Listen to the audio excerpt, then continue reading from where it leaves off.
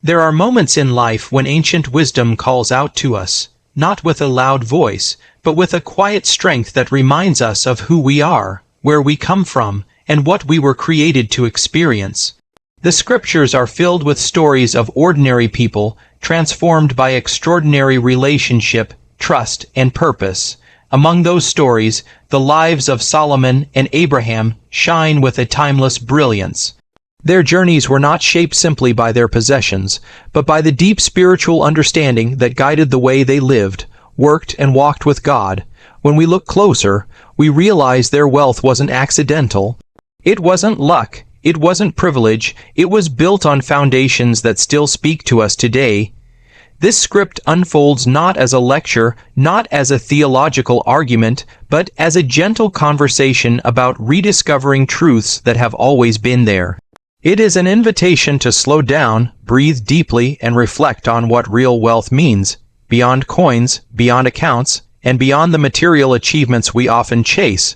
Real wealth is woven through the way we see God, the way we understand ourselves, and the way we choose to live in the world. So let us walk through these ancient paths with open hearts, ready to see what Solomon and Abraham understood, and how we can walk in those same principles today. Everything begins with relationship. When we look at the life of Abraham, we see a man who started with nothing certain, nothing familiar, and nothing in his hands, except the voice of God calling him forward. His story doesn't begin with riches. It begins with faith. He left his land, his comfort, and even his assumptions about life because he believed the one who spoke to him. This is where true wealth begins, not with what we possess, but with who we belong to. In today's world, wealth is often measured by numbers, status, reputation, and security, but Abraham knew something deeper. Wealth flows naturally from relationship with the Creator. When a person roots their life in God's presence, the blessings that come are not accidental. They are an expression of covenant. Abraham teaches us that trust in God is not an accessory to prosperity, it is the foundation. Solomon reinforces the same truth from a different angle. When God appeared to him and offered him anything, Solomon revealed his heart. He did not ask for long life or victory over enemies or material riches. Instead, he asked for wisdom, a heart capable of leading people well, a mind that could discern truth, and a spirit that could remain aligned with God's purpose. His request was not selfish, it was relational. He wanted to understand God's ways more deeply because he understood that relationship with God is what sustains everything else. It is easy to misunderstand wealth as something purely external. But both Solomon and Abraham show us that it begins internally, in the heart, in our priorities, and in our desire to walk closely with God. From this place of relationship, another truth unfolds, the significance of wisdom. Wisdom is not merely intelligence or knowledge, it is applied understanding. It is the ability to see beyond the surface, to make choices aligned with truth, and to perceive the unseen patterns of life. Solomon understood this. He knew that success without wisdom collapses. He knew that wealth without understanding becomes dangerous. And he knew that leadership without discernment leads to destruction.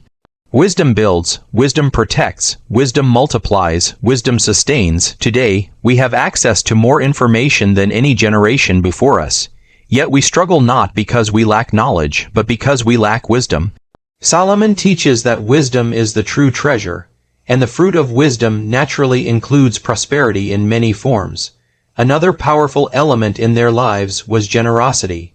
Abraham demonstrated generosity long before he held the title Father of Nations. He gave to Melchizedek not from abundance but from conviction. His giving was not an attempt to impress God or fulfill a performance requirement. It was a reflection of his confidence that God was the ultimate provider. Solomon also practiced extravagant generosity, offering 1,000 burnt offerings before he received God's promise. Their giving was an expression of faith, not a financial strategy. Today, generosity often becomes conditional, dependent on mood, circumstance, or surplus. But ancient wealth came from hearts that trusted God enough to release what they had.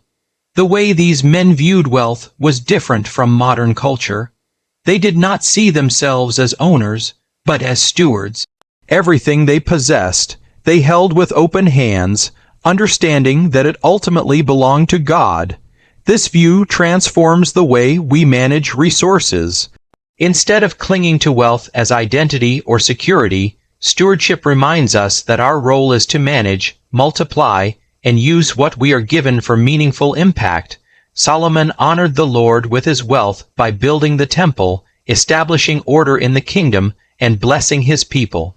Abraham used his resources to support his household, his servants, and even strangers.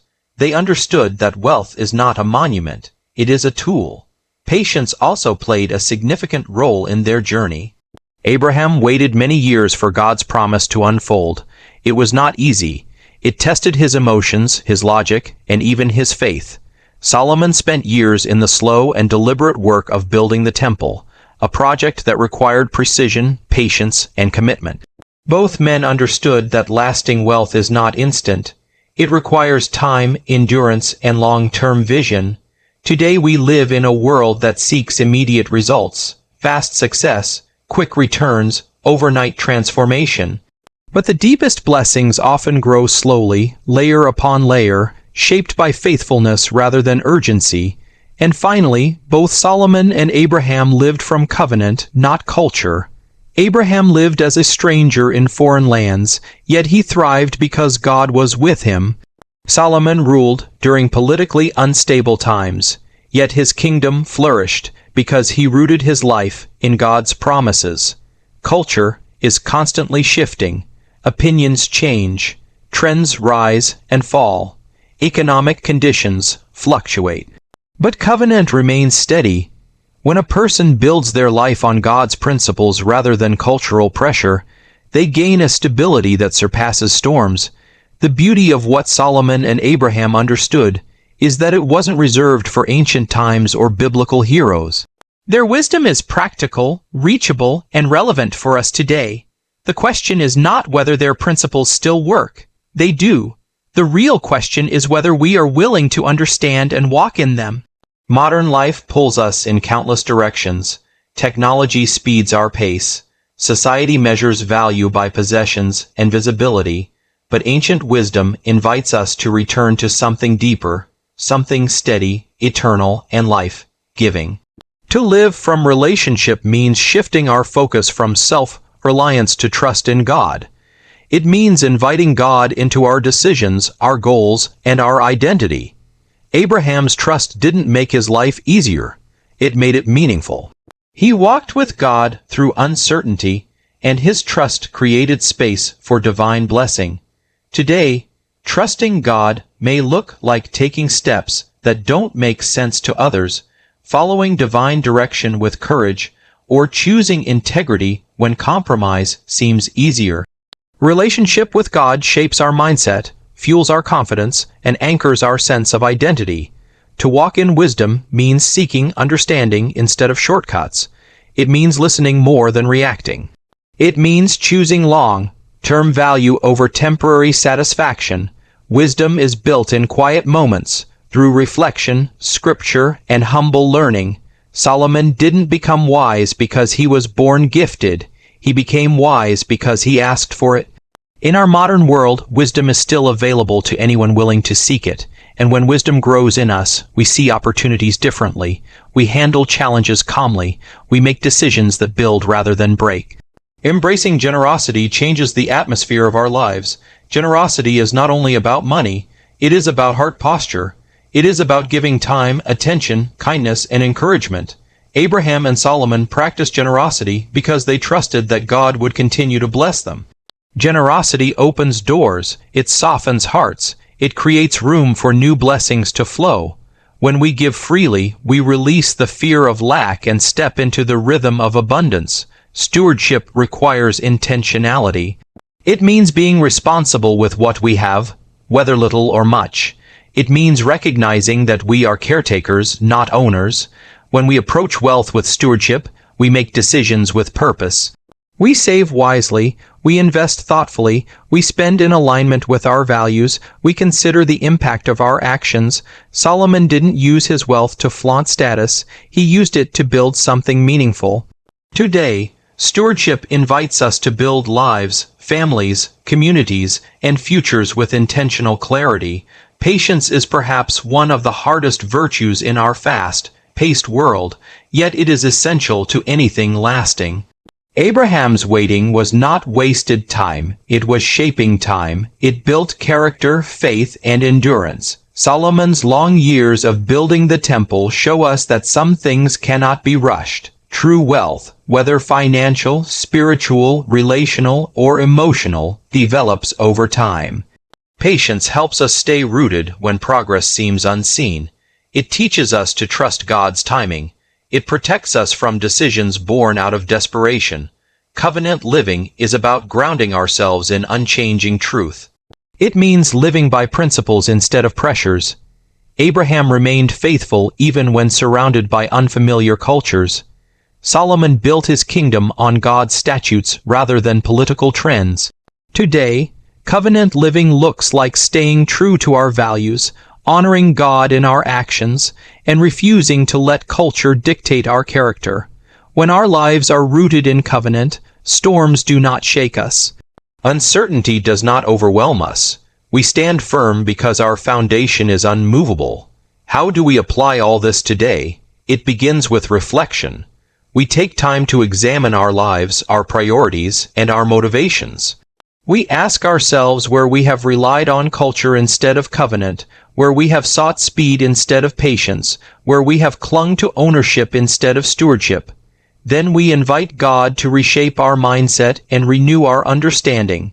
Change does not happen all at once. It happens step by step, choice by choice, day by day. We grow in relationship by spending time with God through quiet moments, through prayer, through reading scripture, through listening. We grow in wisdom by seeking understanding in every situation. We grow in generosity by opening our hands. We grow in stewardship by taking responsibility. We grow in patience by trusting the process. And we grow in covenant by anchoring ourselves in God's promises rather than the instability of the world around us.